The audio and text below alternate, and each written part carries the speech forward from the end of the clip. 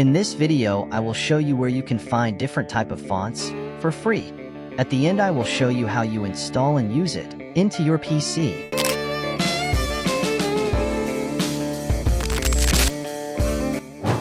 So Google Font contain different type of fonts, so choose whatever you want, click and download it.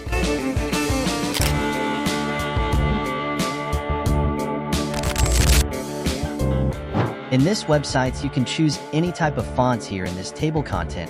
For example, I choose this. Then click the download button. It will be download in your computer.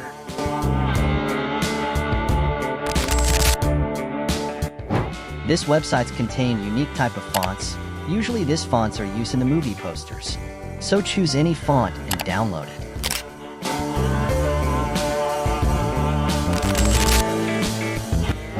In this website, you can find more than 120,000 fonts. As I told you before, I will show you how you install and use it into your computer.